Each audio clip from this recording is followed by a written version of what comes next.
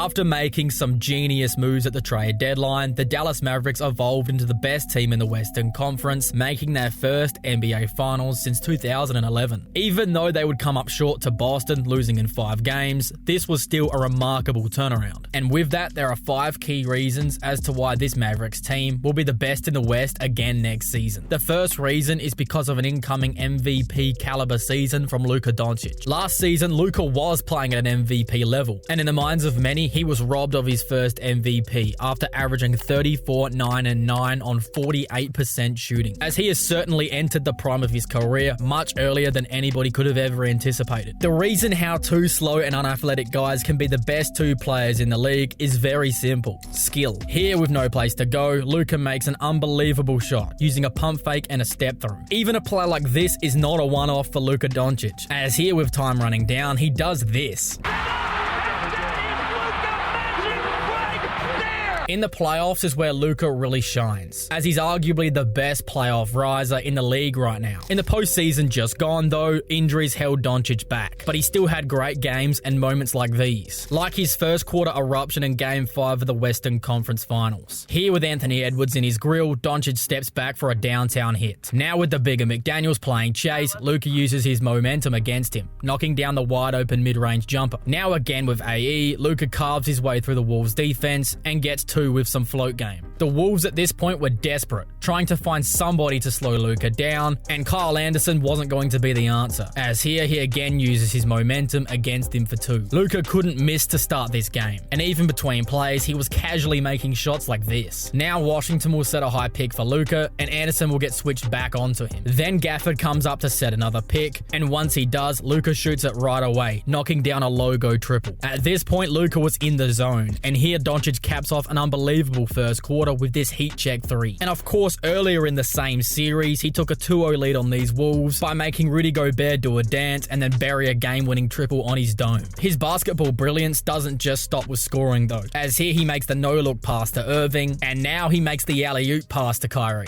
Then on a give and go with Kai, Irving finishes it off with a next-level finish. Now on the drive, Luka fakes the pass back to Exum, and then uses a head fake to make the Kings defense go to Gafford, only to spray it back out to Kyrie Irving for an open triple. The Kings defense was so worried about Luka's drive that they completely forgot about one of the game's greatest scorers in Kyrie. Here once Clarkson misses the 3, Kyrie is gone, and Luka recognizes this, throwing a touchdown pass for 2. Here off a defensive stop, Dallas run the break, and once the ball finds Doncic, he easily sets up Daniel Gafford for the throwdown. If Luka can stay healthy, it gives the Mavericks 2 key boosts. First, the obvious, a better Luka. And the second reason I'll get into later in the video. After the trade deadline, the Dallas Mavericks were the best team in the NBA. And with a full season of Gafford and Washington, along with, knock on wood, some help from Luka and Kyrie Irving, Dallas should be right back in the NBA Finals. The second reason why the Mavs will be title contenders next season is because of their improved floor spacing with the addition of Klay Thompson. Yes, I can hear y'all in the comments section saying Klay shot 0 of 10 in an elimination game. However, he also scored 60 points off of 11 dribbles, and more recently handed the Atlanta Hawks a 54-point smacking when Curry was out of the lineup in 2022. However, with the Mavericks, his opportunities will be less so. I still fully expect Klay to be coming off of screens and knocking down his open looks, but it's still going to be much different than what he's used to. With Golden State last season, he spent a lot of time coming off the bench, and even though he eventually came around to the idea, he wasn't happy doing it. Klay is still one of the game's best shooters, making 38% on 9 attempts per game in 2024. Now with Dallas, I think his attempts are going to go down, having Luka and Kyrie next to him, but he's also likely going to have more space due to the gravity of Doncic and Irving, and I'm willing to bet that his efficiency will go up next season. We all know how good a prime Klay Thompson was on both sides of the ball, but since the injuries, he hasn't been able to get back to that elite level defense. But does that mean he can't help this Mavericks team win a title?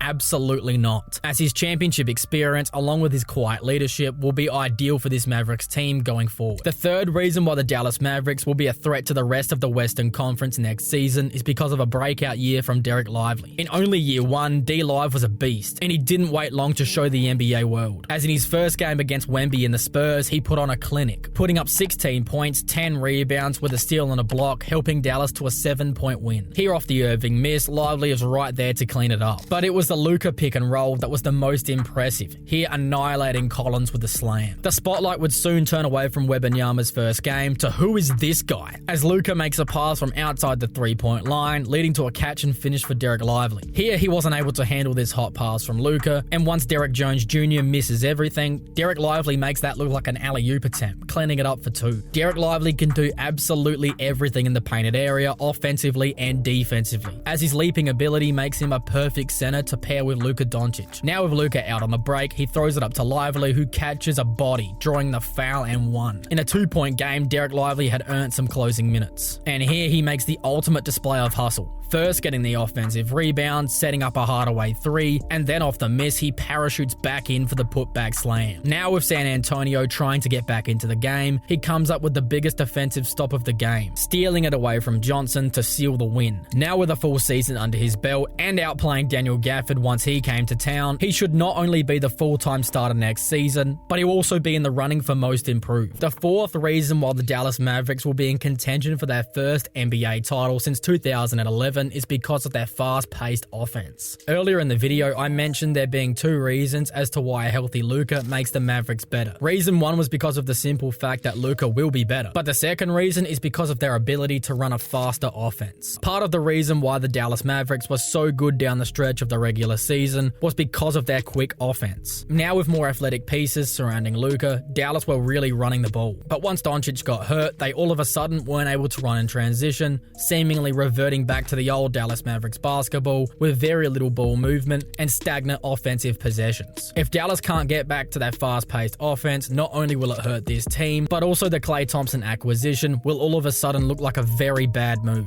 As if the ball isn't moving on offense, not giving Klay enough looks, all the attention will be focused on his poor defense, which as we all know isn't what it used to be. Because of this, it's crucial that the Mavericks get back to their fast-paced offense. After the deadline, the Mavericks were running the ball on offense, and they had a record of 15-2 in that time span, along with an offensive rating of 118.5 points and a defensive rating of 105.8 points, both elite numbers. It really makes you wonder that if the Mavericks had their post-trade deadline team for the entire season, would they have been the 1 seed? Personally, I'm not so sure, but let me know in the comments below what you think. But what I am sure of is that Dallas will have a better record than last year as long as they're consistently running the ball on offense and are able to maintain health. The fifth reason why the Mavericks will be a dominant force in the Western Conference next season is because of their added defense with the newcomers. Over the free agency period, the Dallas Mavericks not only added Klay Thompson, but they were also able to acquire Quentin Grimes from the Pistons trade and Najee Marshall from the free agency signing. What both of these guys have in common is their elite defense. Not only was the Grimes trade a double win, as Hardaway Jr. wasn't giving this team anything in the postseason, but you also get a great young player to add to your roster. In this league, there are 82 game players and 16 game players, and Najee Marshall and Quentin Grimes are most certainly 16 game players because of that defensive tenacity and hustle. First, let's take a look at the defense of Grimes. Here, Randall makes an ill-advised pass, resulting in a turnover. Grimes, however, was not interested in giving up easy points, so he makes a full-court dash to come up with the deflection. Here, matched up with Ja Morant, he'll first fight over the screen and then play some elite on-ball defense, forcing Morant into a very hard shot. Here, matched up with Ja again, this time in transition, he's actually beat off the dribble. However, from behind, he's still able to make an impact. Now matched up with Donovan Mitchell, he's able to stay in front of him,